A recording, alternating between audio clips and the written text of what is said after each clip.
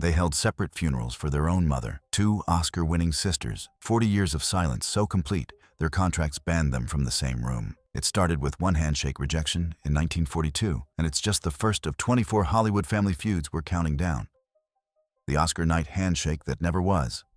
Olivia de Havilland refused her sister Joan's handshake at the Oscars in front of millions of viewers. That single moment in 1942 would define 40 years of silence. The cameras captured Joan's hesitation, the awkward pause, and then the deliberate turn away. Witnesses in the audience said you could feel the tension even from the back row. What made it worse, Olivia had been the favorite to win that year. Joan's victory was considered an upset, making the public rejection even more humiliating. Born in Tokyo to British parents, the sisters moved to California after their parents' troubled marriage ended. Their mother, Lillian, made no secret of preferring Olivia, the older daughter. Every compliment to Olivia was an implicit criticism of Joan. By the time both sisters had established themselves in Hollywood, the competition had turned vicious. They competed for the same roles, the same men, and most painfully, their mother's affection. That night at the 1942 Academy Awards pushed them past the point of no return. Joan Fontaine won Best Actress for Suspicion, beating her sister nominated for Hold Back the Dawn. As Joan rose to accept her Oscar, she passed Olivia's seat. Olivia extended her hand in congratulations. Instead, Joan looked at her sister, hesitated long enough for the cameras to catch it, then turned away. Photographers' flashbulbs exploded as they captured the snub. That moment became the defining image of their relationship. What followed was 40 years of almost complete silence. They attended the same industry events and deliberately sat in different sections. When pressed by journalists, Olivia would say tersely, "I have nothing to say about my sister." Joan was equally cold, once stating,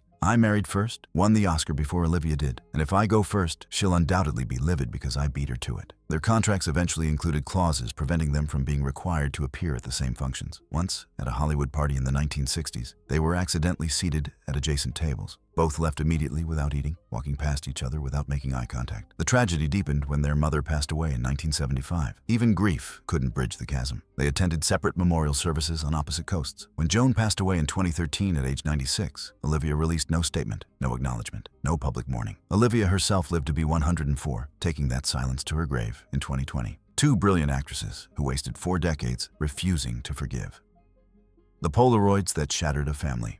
The de Havilland sisters destroyed their bond over career jealousy, but another Hollywood family was about to face something far more shocking. A betrayal that would force children to choose sides in a war with no good options. Mia Farrow and Woody Allen seemed like Hollywood's intellectual couple in the 1980s, raising a blended family together. Behind closed doors, something unthinkable was happening. In January 1992, Mia discovered intimate Polaroid photographs of her 21-year-old adopted daughter, Soon-Yi Previn, hidden in Allen's apartment. She had gone to his place while he was out, looking for something else entirely, when she found them on the mantelpiece. Mia later described the moment as feeling like the floor had disappeared beneath her feet. The relationship had been going on for months. Soon-Yi was Mia's daughter, with conductor Andre Previn. Allen had known her since she was 10 years old, had attended her school plays, had sat across from her at family dinners for over a decade. Soon-Yi had called him Dad for years. What followed was a public custody battle that exposed every painful detail. Some of Mia's children sided with their mother, cutting off contact with Allen completely. Others defended Allen, claiming Mia was manipulative. Brother turned against sister. Families within the family formed warring camps. Allen and Soon-Yi married in 1997 in a ceremony in Venice. None of Mia's other children attended. Soon-Yi has remained with Allen for over 25 years, telling New York Magazine she pursued Allen, not the other way around. More than 30 years later, the Farrow family remains fractured beyond repair. Some children have cut off contact with siblings who took different sides. Public statements contradict each other. The scandal destroyed more than one relationship. It destroyed an entire family's ability to exist in the same room. My mother's keeper. If that betrayal seems unimaginable, another Hollywood daughter was about to shock the world by exposing her legendary mother in the most public way possible. Bette Davis was Hollywood's most respected dramatic actress. To the public, she appeared devoted to her daughter B.D. Hyman. Fan magazines showed them shopping together, sharing the bond mothers and daughters should have. But My Mother's Keeper appeared in 1985 while Davis was still alive. The memoir painted Davis as an alcoholic, emotionally abusive mother. B.D. described incidents of rage, manipulation, and midnight inspections. Davis learned about the book from a journalist who called for comment. She was in the middle of filming and literally had to sit down from the shock. She asked the reporter to repeat himself 3 times, unable to believe what she was hearing. The betrayal was complete and public. Davis responded with dignity. "I hope she will one day understand that if you love someone, you don't publicly parade their heartaches for profit." But friends reported the pain was evident. Davis called her lawyer that same day and had her will changed immediately. The two never reconciled. Davis passed away in 1989 with that wound still bleeding. B.D. did not attend her mother's funeral. Davis's other children disputed B.D.'s account, claiming their mother had been loving. A daughter had chosen to define her mother through their worst moments, and a mother went to her grave knowing her daughter had betrayed her trust. The daughter who didn't know her father's name. But decades earlier, another Hollywood secret was being buried, one involving two of the biggest stars in the world. In 1935, Clark Gable was the king of Hollywood, and Loretta Young was one of its most beautiful Catholic actresses. When they filmed The Call of the Wild together in the remote mountains of Washington state, they began an affair. Young became pregnant, a catastrophe that would have ended her career instantly. Young devised an elaborate deception that required military precision. She disappeared for months, claiming illness. She wore increasingly bulky clothing in her final public appearances. She gave birth in secret at a home for unwed mothers, placed the infant in an orphanage run by nuns, then 19 months later announced she was adopting a baby girl. She named her Judy. For 31 years, Judy Lewis grew up believing she was adopted. But Judy looked remarkably like Clark Gable. The same prominent ears that stuck out, the same facial structure, the same dimpled smile. As a child, other kids would tease her, calling her Gable's kid. Hollywood insiders suspected, but the press never confirmed it. Studio fixers made sure of that. Judy lived with confusion throughout her childhood. Her mother refused to discuss her origins, changing the subject whenever Judy asked questions. Gable never acknowledged her, though. They met when Judy was 15 at a Hollywood function. He looked at her for a long moment, recognized his own features staring back at him, and walked away without saying a single word. Years later, Judy learned he had told friends after that meeting, "That's my daughter, but I can never claim her." In 1966, when Judy was 31 and pregnant with her own first child, she confronted Loretta Young. Young finally admitted Gable was Judy's biological father, then immediately swore Judy to secrecy, making her promise never to reveal it publicly. Judy kept that promise for 34 more years. Only after Loretta Young passed away in 2000 did Judy publish her autobiography, revealing the decades-long deception. Gable had passed away in 1960, never having publicly acknowledged Judy, never having held her, never having given her a single gift. The woman who portrayed herself as a paragon of Catholic virtue had lied to everyone, including her own child, for more than 6 decades. If you're already shocked by what Hollywood hid, hit subscribe because the next 20 stories get even more unbelievable, including one mother-daughter relationship that became the most controversial book ever made about celebrity abuse. No wire hangers ever. Joan Crawford meticulously crafted her public image as a devoted mother to her 4 adopted children. Fan magazines showcased carefully staged photographs. Crawford is the picture of maternal care. Behind those photographs lay a reality that would shock the world. 1 year after Crawford passed away in 1977, her eldest daughter, Christina, published Mommy Dearest. The memoir didn't just describe Crawford as strict. Christina described Crawford intoxicated at 2 in the morning, dragging her from bed to re-clean a bathroom that wasn't clean enough, forcing her to scrub tiles with a toothbrush while Crawford screamed inches from her face. She detailed the infamous wire hanger incident. Crawford discovering wire hangers in Christina's closet and beating her with a wooden hanger while shrieking, "No wire hangers ever." Christina wrote that she could still hear her mother's voice decades later, that she had nightmares about it. She described being tied to her bed at night to prevent her from getting up. She described public humiliations and a childhood lived in terror, never knowing which version of her mother would appear each morning. The book created immediate sensation and became a #1 bestseller within weeks. Crawford's younger daughters disputed Christina's account completely, claiming their mother had been loving and that Christina was lying.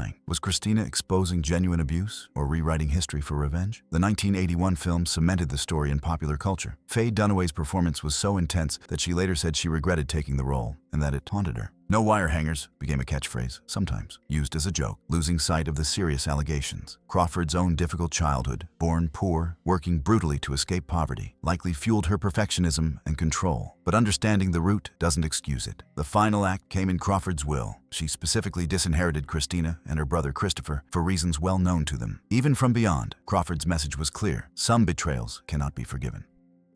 On Golden Pond, these maternal feuds devastated daughters, but sometimes the most painful wars were between fathers and sons who could never bridge the emotional distance. But unlike the previous stories, this next one has a twist you won't expect. Peter Fonda grew up in the shadow of Henry Fonda, a man who projected warmth on screen but remained emotionally unavailable at home. Henry was the moral center of American cinema. In real life, he was cold, distant, unable to express love. Peter spent his childhood desperate for his father's approval. When Peter found success with Easy Rider in 1969, a film he produced, starred in, and co-wrote, Henry publicly called it trash, dismissing it in interviews. He refused to acknowledge Peter's achievement. For 10 years, father and son barely spoke. Even Peter's Oscar nomination earned no response from Henry. No phone call, no telegram, nothing. The breakthrough came only because Jane Fonda forced it. She convinced both men to star together in On Golden Pond in 1981, essentially ambushing them into reconciliation. During filming, Henry was frail and seriously ill, with only months remaining. For the first time, father and son were saying words they'd never been able to speak. In one scene, the one where Peter's character asks his father if he likes him, Peter wasn't acting. He was asking his real father a question he'd carried his entire life. Henry's character gives the approval Peter's character craves. The cameras were rolling. but the tears streaming down both their faces were real. Crew members reported that everyone on set was crying, knowing they were witnessing something more than acting. Henry won his only Oscar for that performance. Jane accepted it on his behalf because he was too ill to attend the ceremony. He watched from his hospital bed. He passed away just months later, in August 1982. Peter had finally received his father's approval, but only weeks before losing him forever. Peter would later say that making on Golden Pond gave him the father he'd always wanted. But he got only a few brief months. At least the Fondas found each other at the end. Not everyone would be so fortunate. The funeral Groucho boycotted.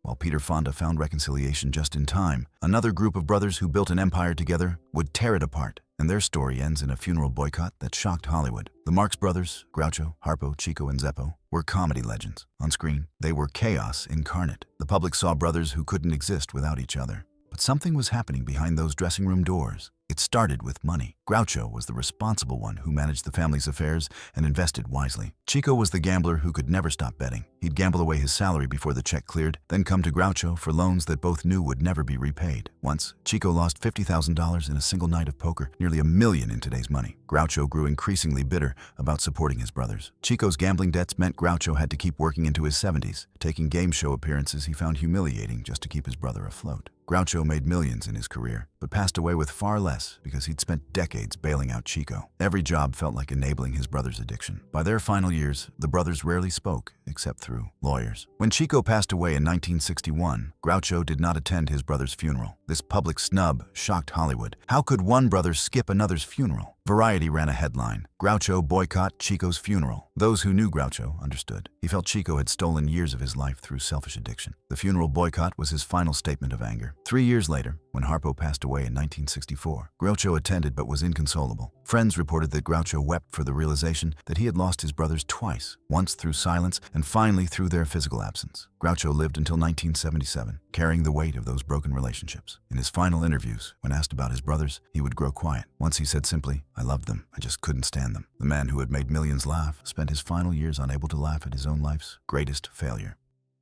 The drowning that divided sisters forever.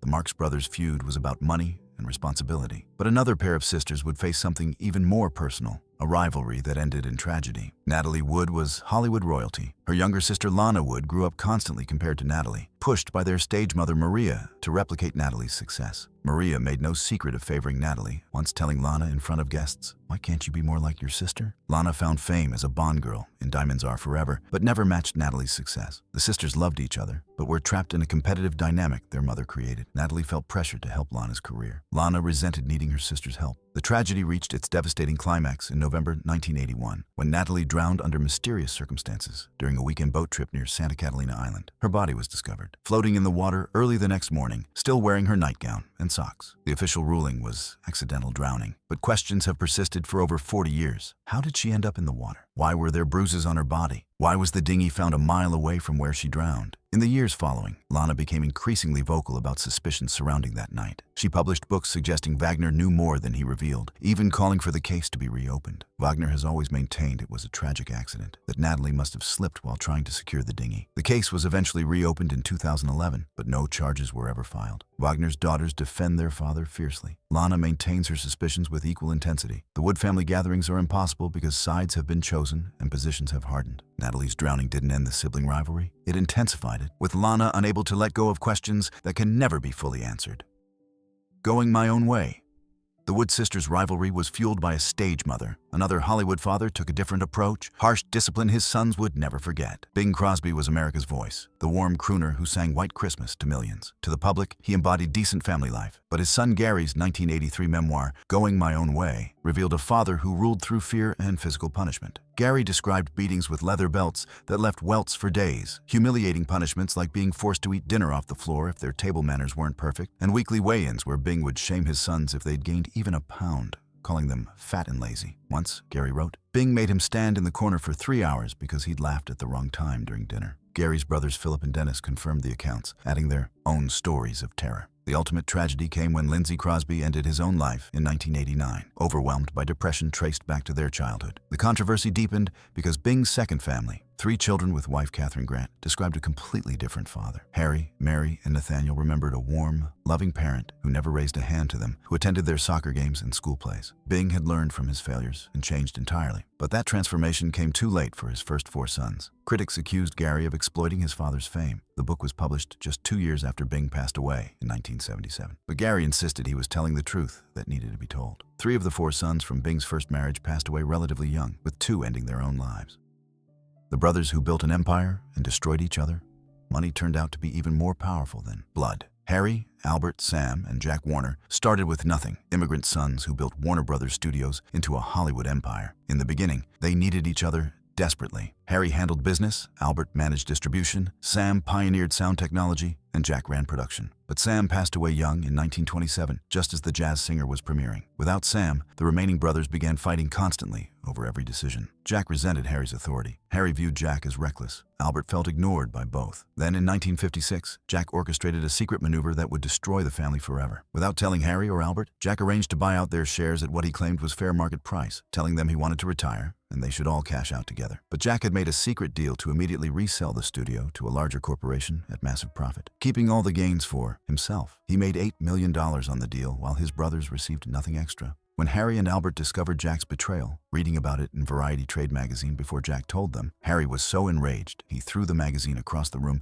and reportedly shouted, "My own brother," over and over. Harry never spoke to Jack again. Harry passed away in 1958, just 2 years after the betrayal, still furious. Some said the betrayal literally broke his heart. Albert maintained his distance from Jack until his own passing. The studio that had united 4 immigrant brothers ultimately destroyed their family bonds. Which of these feuds has shocked you most? Do you sympathize with the children who spoke out, or the parents who stayed silent? Tell us in the comments. And what other Golden Age Hollywood dynasties should we explore next?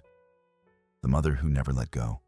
Montgomery Clift was one of the most talented actors of his generation. But behind his brooding intensity lay a man who had never been allowed to become his own person. His mother, Ethel, known as Sunny, was the ultimate stage mother, controlling every aspect of his life from the moment he could walk. She chose his roles, managed his career, inserted herself into every relationship. As Monty became a star, his mother's control became suffocating. She demanded veto power over scripts, turning down roles in Sunset Boulevard and East of Eden that would have cemented his legacy. She interrogated his friends, opening his mail, attempting to manage his personal identity. Monty turned to alcohol and prescription medications to cope with the suffocation. The relationship reached its most toxic phase after Monty's devastating 1956 car accident that shattered his face, requiring extensive reconstruction. His once perfect features were permanently altered. Sonny moved into his home without asking, monitored his medication and counted every pill, and tried to manage his recovery. She wouldn't let him heal in private or see friends without her supervision. Monty's decline accelerated over the next decade. He passed away in July 1966 at age 45. Found alone in his townhouse bedroom. Those who knew him said Monty had never been free in his entire life, not as a child, not as a star, and not even at the end. His mother's love had been possessive and destructive. Some family bonds aren't loving, they're cages. Chasing a ghost through the jungle. Another Hollywood son faced destruction through complete abandonment. Errol Flynn was Hollywood's greatest swashbuckler on screen. Off-screen, he was a narcissistic womanizer who abandoned his children and showed no interest in being a father. His son, Sean Flynn, grew up barely knowing Errol, who would sometimes go years without seeing him or even sending a birthday card. But Sean seemed desperate to win his father's attention. In the 1960s, Sean became a war photographer, covering Vietnam. Friends said it was obvious. Sean was trying to match his father's reputation for adventure and danger. Errol Flynn passed away in 1959 when Sean was just 18, but the pattern continued. Sean seemed to be proving himself to a father who was no longer there. He photographed battles in Vietnam, taking increasingly reckless assignments. He once told a colleague, "Maybe if I'm brave enough, he'll finally notice," forgetting his father was already gone. The story takes an even darker turn. In April 1970, Sean Flynn and fellow photojournalist Dana Stone rode their motorcycles into Cambodia on assignment. They were stopped at a roadblock by Khmer Rouge forces and never seen again. His remains have never been recovered. Sean passed away at age 28, still chasing his father's shadow. The tragedy was that he spent years trying to earn love from a man incapable of giving it, and that quest ultimately cost him his life. 3 versions of Marilyn Monroe. Marilyn Monroe passed away in 1962 at age 36, leaving behind half-siblings who had vastly different relationships with her and vastly different stories about who she really was. Bernice Baker Miracle, Marilyn's half-sister from their mother's first marriage, and Robert Kermit Baker, another half-sibling, each experienced a different version of Hollywood's most famous blonde. Bernice had a closer relationship with Marilyn in her final years. She emphasized Marilyn's warmth, her intelligence that Hollywood refused to acknowledge, her desperate desire for family connection. Bernice wrote a memoir portraying Marilyn as a woman searching for the stability and love she'd been denied in childhood, someone who reached out to her half-siblings because she craved authentic family bonds. She described late-night phone calls where Marilyn would talk for hours about wanting children of her own, about feeling lost in the Hollywood machine. But others who claimed connection to Marilyn told contradictory stories. Some relatives painted her as someone who used family connections when convenient, but disappeared when she didn't need them. They described feeling exploited, as if their relationship mattered only when Marilyn needed emotional support, but were forgotten during her moments of triumph. One distant relative claimed Marilyn had promised financial help that never materialized, leaving them feeling abandoned. The competing narratives created lasting tension within the extended family. Some relatives felt Bernice had sanitized Marilyn's memory, creating a saint from a complicated woman. Others accused the critics of trying to profit from association with fame, inventing grievances that never existed. At Marilyn Monroe estate events and tributes, different family factions wouldn't speak to each other, each claiming they knew the real Marilyn,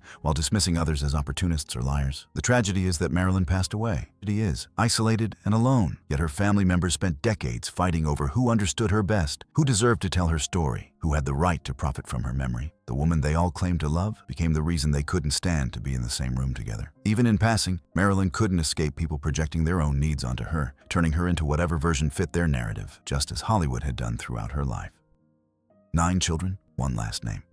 Mickey Rooney was married 8 times. From various relationships, he fathered 9 children. The result was a blended family nightmare. Half-siblings who barely knew each other, raised in different households across different decades, connected only by a famous father who moved from family to family. In his final years, Rooney was caught in battles between his 8th wife and her son versus his biological children from earlier marriages. He appeared before Congress in 2011, claiming elder abuse, alleging his stepson was controlling his finances, isolating him from his other children, and preventing him from making his own decisions. His testimony was heartbreaking. This Hollywood legend, once the biggest box office star in the world, reduced to begging Congress for help at age 90. He told Congress he felt like a prisoner in his own home. When Rooney passed away in April 2014 at age 93, his estate was shockingly small, less than $20,000, despite lifetime earnings estimated at $12 million. Where had it all gone? The children immediately went to war over what little remained. Court battles erupted over his belongings, his papers, even his Oscar statuette. Some children claimed they hadn't even been notified of their father's passing until they saw it on the news. One son learned about it from a TMZ headline while waiting in line at a grocery store. These 9 people were essentially strangers to each other. They shared DNA but had never shared a childhood, never celebrated holidays together, never built the bonds that might have united them. Their father's chaotic personal life ensured his children would have nothing in common except his last name and bitter fights over scraps. The Barrymore Curse. The Barrymore family was America's royal family of acting. Lionel, Ethel, and John Barrymore were all legends who defined American theater and early cinema. But beneath the glamour, the 3 siblings were locked in competition over who was the true talent, who deserved the Barrymore crown. John was perhaps the most gifted, but also the most troubled. He was Broadway's greatest Hamlet, considered the definitive interpretation of the role. Then he became Hollywood's most notorious alcoholic, drinking away his talent and his health with systematic determination. His siblings watched his decline with a mixture of pity and judgment. Lionel resented John for wasting his gifts when Lionel would have given anything to have John's natural charisma. Ethel distanced herself from both brothers' scandals to protect her reputation as the dignified First Lady of American theater. By the time John passed away in 1942 at age 60, destroyed by years of alcohol abuse, the siblings were barely speaking. Lionel passed away in 1954, Ethel in 1959. But the curse didn't end there. John's granddaughter, Drew Barrymore, became a child star in E.T., but by 13 was already battling substance problems. By 15, she was in rehabilitation, appearing on talk shows to discuss her addiction before she could legally drive. The pattern was repeating itself with eerie precision. Drew has spoken about feeling cursed by the Barrymore name, as if talent and self-destruction were inextricably linked in her family's genetic code, 2 sides of the same inherited coin.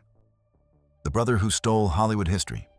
Debbie Reynolds was America's sweetheart, the wholesome star of Singin' in the Rain. Behind that sunny image was a shrewd businesswoman who trusted her brother William Reynolds to manage her finances for decades while she focused on performing and raising her children. In the early 2000s, Debbie discovered William had been embezzling from her for years. He had gambled away her money at Las Vegas casinos, made terrible investments with her funds without telling her, and forged her signature on loan documents. The scope was staggering. Millions of dollars gone. Debbie was forced to auction off parts of her beloved Hollywood memorabilia collection just to stay financially afloat. Items she had spent decades collecting. Marilyn Monroe's subway dress from the 7-Year Itch, Dorothy's ruby slippers from The Wizard of Oz, went to the highest bidder. She stood at the auction, watching her dreams sell piece by piece. She had dreamed of opening a museum to preserve Hollywood history. Instead, she had to sell treasures to survive because her brother had stolen her future. She had to keep performing into her 70s, doing nightclub shows and appearances, because her brother had left her with no choice. Debbie cut off all contact with William, blocking his calls and returning his letters unopened. When he attempted to reconcile through family members, she refused every time. She maintained that position until her own sudden passing in December 2016, just one day after her daughter, Carrie Fisher. Debbie passed away still estranged from William, never having forgiven him. Her brother had stolen not just money, but security, trust, and her dream of preserving Hollywood history. The billion-dollar betrayal. Doris Duke was one of the richest women in America, heir to the Duke tobacco fortune that had built an empire. With wealth estimated at over $1 billion, she could have secured her family's future for generations. Instead, she will become one of the most controversial documents in American legal history. Duke had taken an interest in her nephew's twin children after he passed away prematurely. She brought them into her homes. Her Manhattan penthouse, her Hawaiian estate, her New Jersey mansion gave them access to her world of privilege and allowed them to believe they would be her heirs, the ones who would inherit the Duke legacy. But as the twins grew into teenagers, Duke's paranoia intensified in ways that troubled everyone around her. She became convinced they were only interested in her money, that they were ungrateful, that they were plotting against her. She hired private investigators to follow them. The warmth disappeared, replaced by suspicion and accusations. Legal battles erupted while Duke was still alive, with both sides hiring expensive lawyers. When Doris Duke passed away in October 1993, her will shocked everyone who knew the family. She left most of her $1.2 billion fortune to her butler, Bernard Lafferty, a man she had known for only a few years and who struggled with alcoholism himself. The twins, her own blood relatives, her nephew's orphaned children, received almost nothing from the billion-dollar estate. She left them each $65,000, less than 1% of her fortune, an amount that felt more like an insult than an inheritance. Legal battles lasted for years, with lawyers' fees consuming millions. The twins argued the will was invalid, that Lafferty had manipulated Duke when she was elderly and possibly not mentally competent. But after years of fighting, the will stood. Duke's final message: she trusted a servant more than her own blood relatives. The teen idol's secret.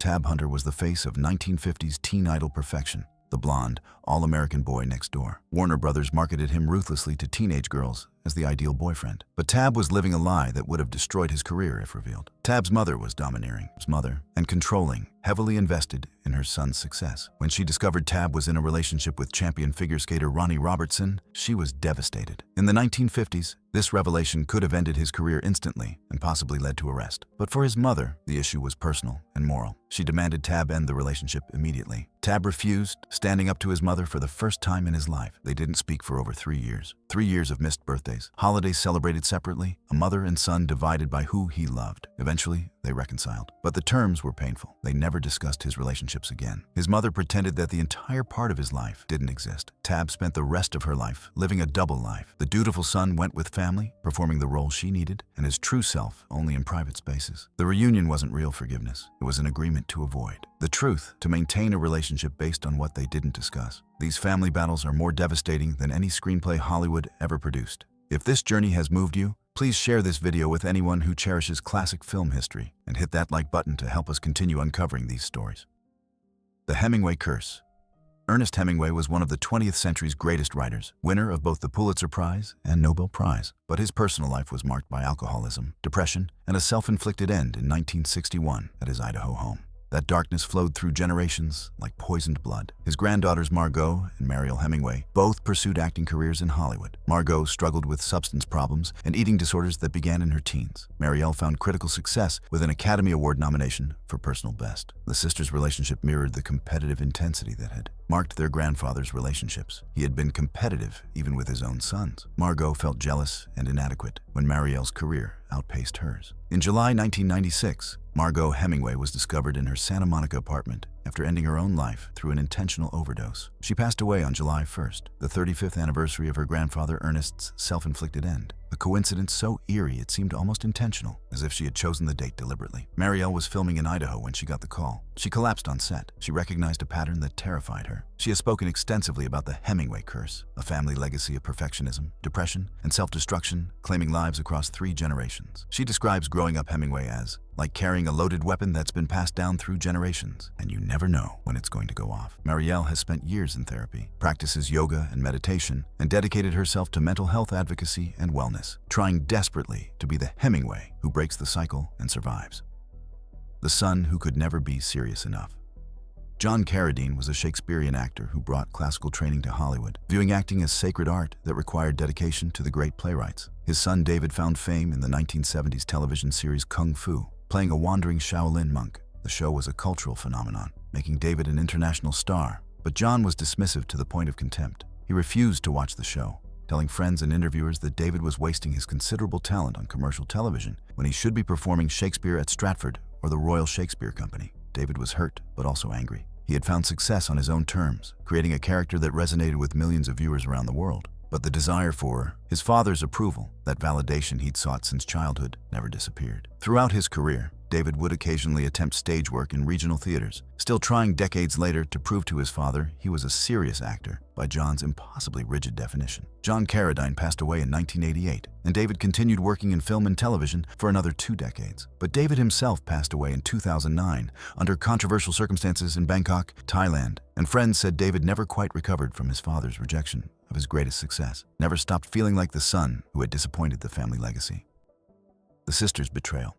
Veronica Lake was one of Hollywood's most glamorous stars in the 1940s, famous for her peekaboo hairstyle that became so iconic women across America copied it, until the government asked her to change it because women working in factories were catching their hair in machinery while imitating her look. She seemed to have everything: beauty that made her one of the most photographed women in the world, fame that put her on magazine covers weekly, and marriage to director Andre de Toth, a respected filmmaker with whom she seemed to have built the perfect Hollywood partnership. Lake's sister Dorothy had always lived in her shadow, the plain sister of the glamorous movie star. Dorothy would visit the set, attend premieres standing in the background, and was often introduced simply as Veronica's sister, as if she had no identity of her own. Lake tried to help her sister, getting her small jobs around the studio, inviting her to parties where she might meet influential people. She thought she was being generous. She had no idea she was giving her sister access to destroy her life. The affair had been going on for months before Lake discovered it. Friends later said there had been signs, de Toth's late nights that he blamed on filming schedules. Dorothy's sudden new wardrobe and jewelry she claimed came from a mysterious boyfriend she refused to name, the way they were never in the same room at family gatherings anymore. But Lake trusted both of them completely, never imagining the 2 people closest to her could betray her so profoundly. She found out in the most devastating way possible. Lake came home early from a publicity tour, exhausted and wanting to surprise her husband. She found them together in her own bedroom, in her own bed, surrounded by the furniture she had carefully selected, under the sheets she had chosen. The image would haunt her for the rest of her life. She screamed so loudly that neighbors called the police, thinking someone was being harmed. In a way, someone was. The version of Veronica Lake, who believed in loyalty and family, was ending in that moment. The confrontation that followed was brutal. Dorothy showed no remorse, telling Veronica that de Toth had chosen her because she was more real than her glamorous sister, that Veronica was just a manufactured image, while Dorothy was an actual person. The cruelty of those words, suggesting that Veronica's success somehow made her less deserving of love and loyalty, cut deeper than the affair itself. De Toth tried to apologize, claiming it had meant nothing, but Lake threw them both out that night. Dorothy took several of Lake's possessions with her: jewelry, clothing, even photographs, as if she wanted to steal pieces of her sister's identity along with her husband. The double betrayal by both husband and family shattered Lake completely. The marriage ended immediately, with a divorce that made headlines across the country. Photographers camped outside the courthouse, capturing Lake's devastated expression as she left the proceedings. But worse than losing her husband was losing her sister. They had grown up sharing everything: clothes, secrets, dreams. Their mother tried to mediate, begging Veronica to forgive Dorothy, but Lake refused. She told her mother, "She didn't just betray me. She chose to do it in a way that would hurt me most. That's not a mistake. That's cruelty." Lake never forgave either of them, never spoke to her sister again. Family gatherings became impossible. Their mother had to celebrate holidays twice, once with Veronica, once with Dorothy, and was forbidden from even mentioning one daughter's name in the other's presence. When their father passed away in 1952, they attended the funeral, but stood on opposite sides of the grave, each surrounded by their own supporters like opposing armies. Lake stared straight ahead during the entire service, never once glancing in her sister's direction. The emotional devastation coincided with Lake's career decline in ways that fed into each other. By the late 1940s, her star was fading. The peekaboo hairstyle that had made her famous became dated. The film noir roles that suited her mysterious persona were being offered to younger actresses. But more than that, Lake had lost her ability to trust, and that showed on screen. The vulnerability that had made her performances compelling was gone, replaced by a hardness that cameras captured mercilessly. She struggled with alcoholism as her life fell apart,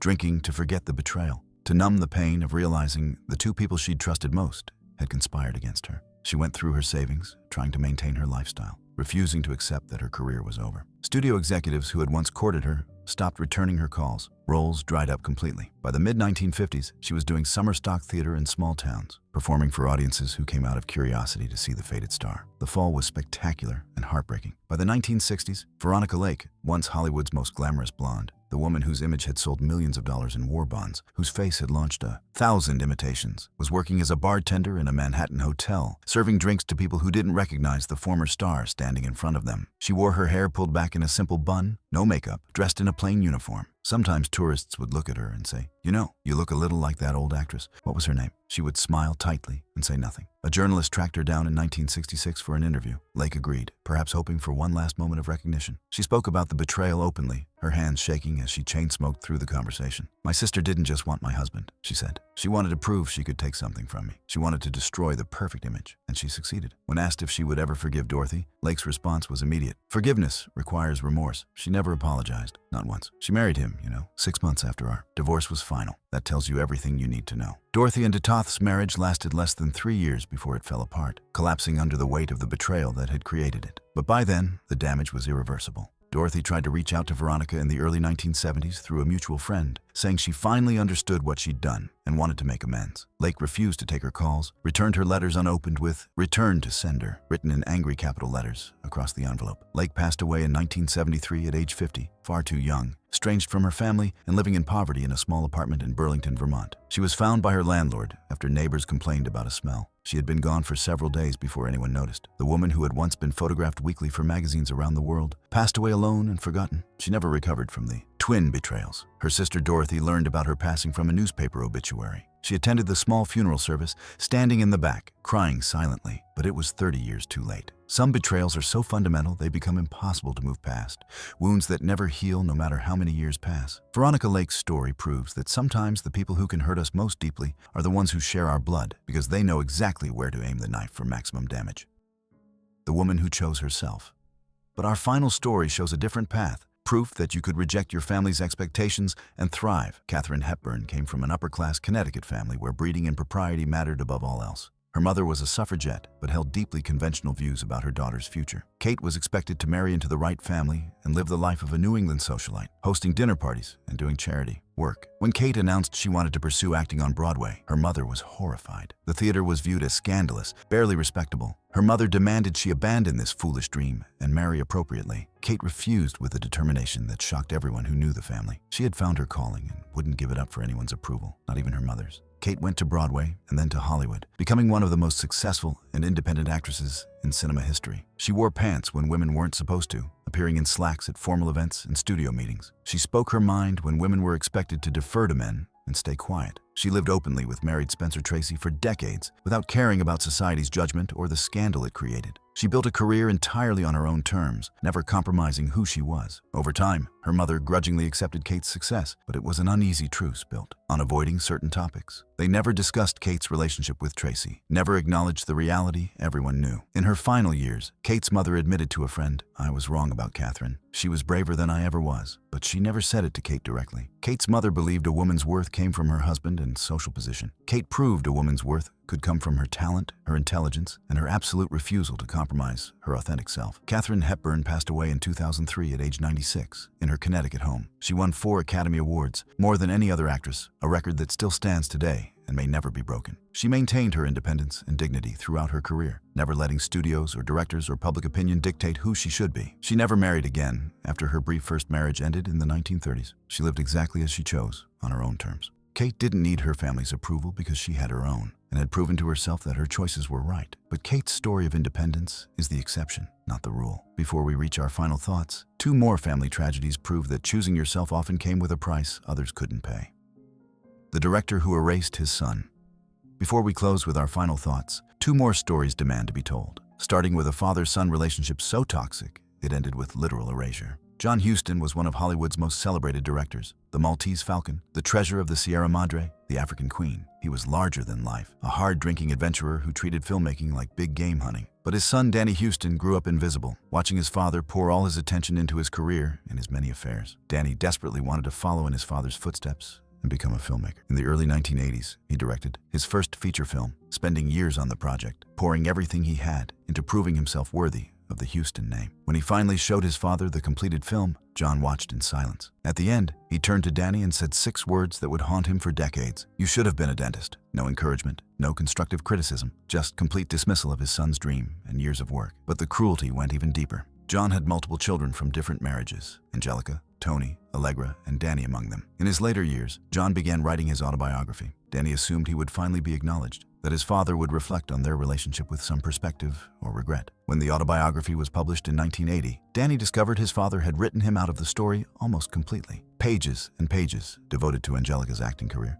Tony's troubled life, even extended passages about John's romantic conquests. Danny merited a single paragraph, not even a full page. His father had literally erased him from the official record of the Huston legacy, as if Danny's existence barely registered. John Huston passed away in 1987. Danny has since built his own successful acting and directing career, appearing in major films and acclaimed television series. But he's spoken in interviews about the pain of that autobiography, saying, "It's one thing to feel invisible to your father when he's alive. It's another thing entirely to see it in print, to know that's how he wanted the world to remember our relationship, or rather, not remember it at all." If you think a father erasing his son from history is cruel, wait until you hear what happened when identical twins were forced to compete for an identity that should have belonged to both of them. The twins who couldn't share the spotlight.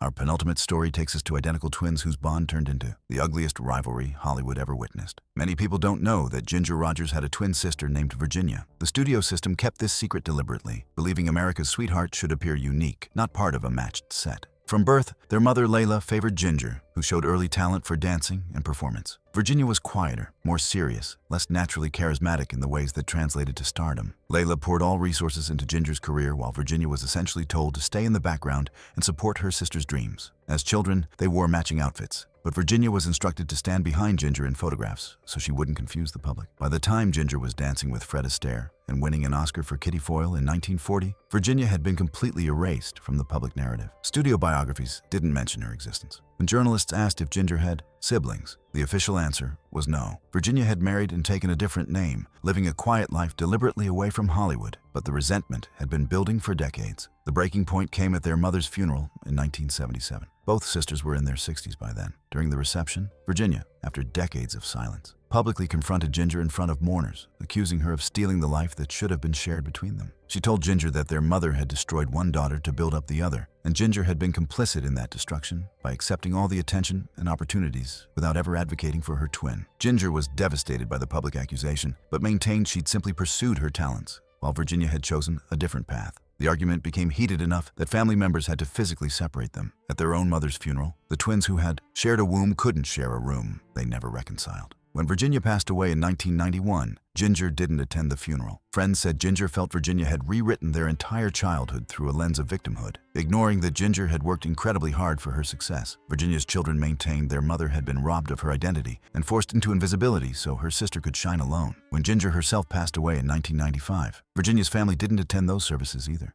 2 women who had literally shared everything from conception, the same DNA, the same womb, the same first home, ended their lives as bitter strangers, casualties of a mother who had forced them to compete for love they both deserved equally.